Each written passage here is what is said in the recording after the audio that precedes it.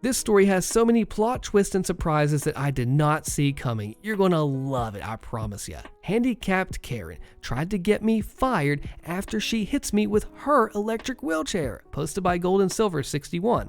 Buckle up. When I was in college, I used to work for Walmart, initially as a courtesy clerk.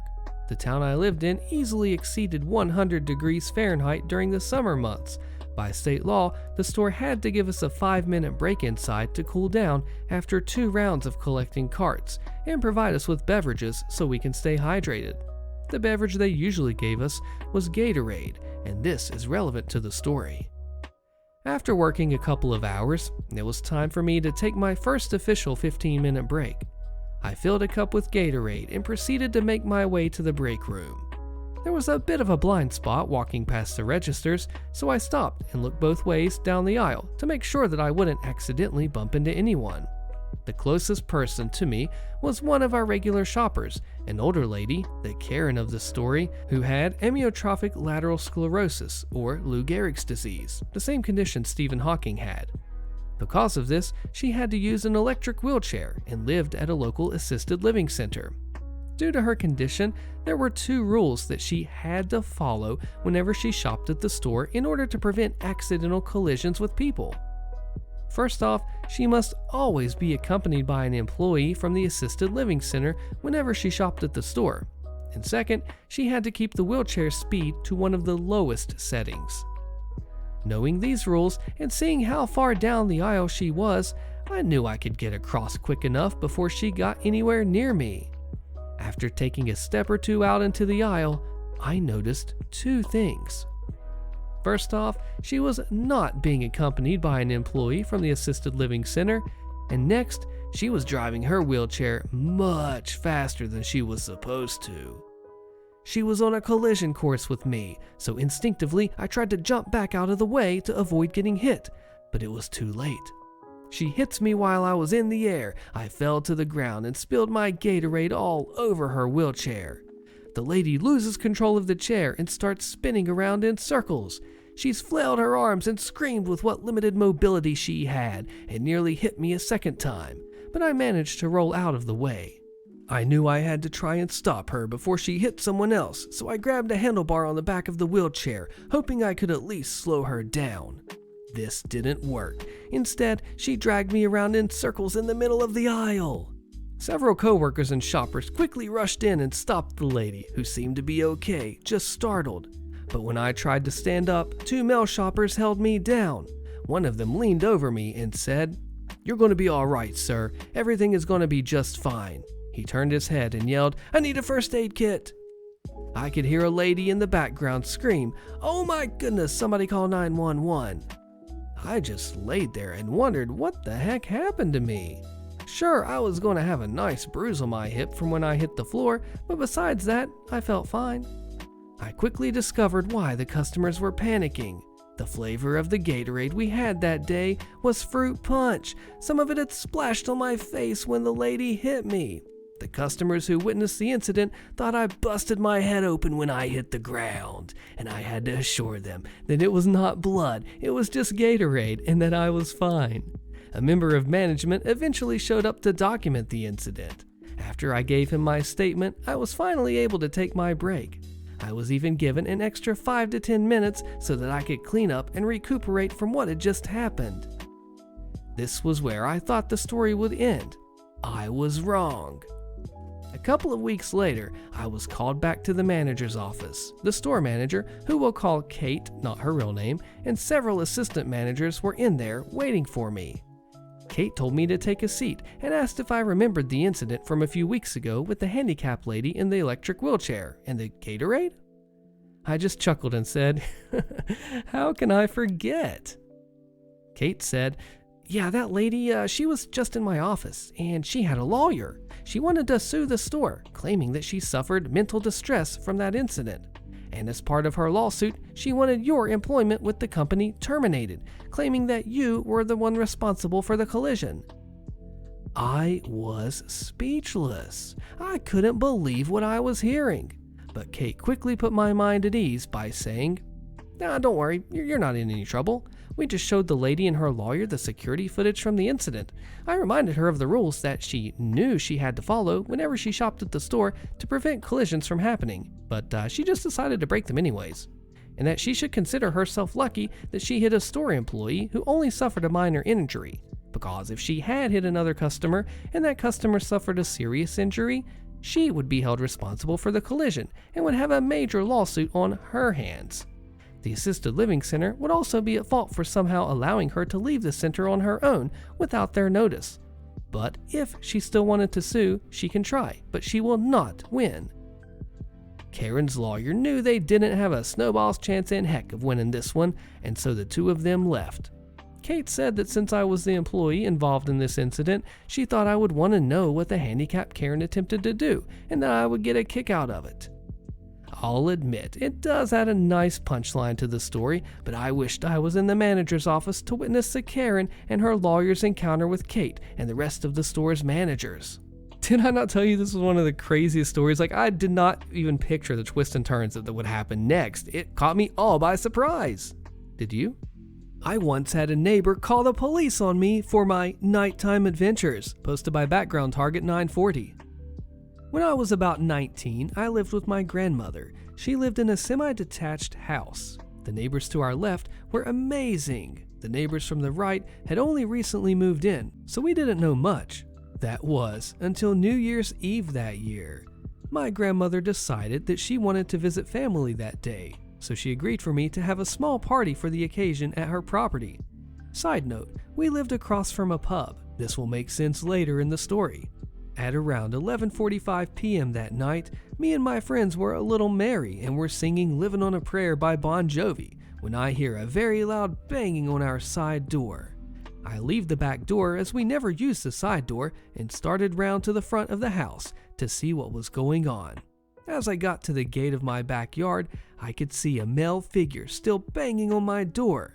When he heard the gate, he spun around and started towards my back gate. I'd never met this man before, but he started screaming at me about how we were being too loud and how they had a baby next door that they couldn't settle, which I wasn't aware of. When my friends heard the screaming, all music was shut off and everyone came to see what was happening. I tried to calmly apologize to this man and explain that we will turn the music down and quiet down and explain that we were just having a little get-together for New Year's and that's why it was going on so late.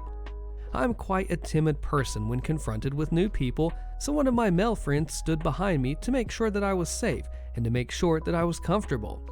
My friend then plainly stated, "We are across from a pub that is 10 times louder than our little get-together. Maybe that could also be a reason why they were struggling getting their child to sleep." That's when the man started screaming that he was going to off us and terrible other things. All sorts. At this point, a friend of mine decided that it was best to call the police. We called them while this man stood screaming about taking out me and my friends.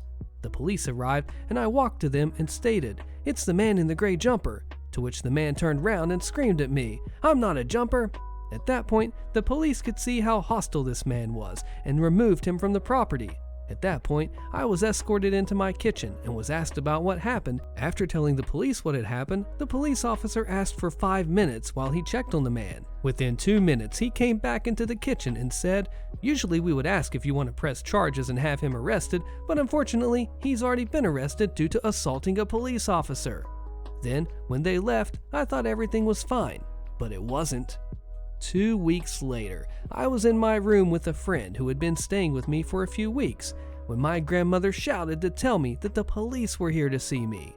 I instantly thought it was about what had happened at New Year's, but I was very wrong.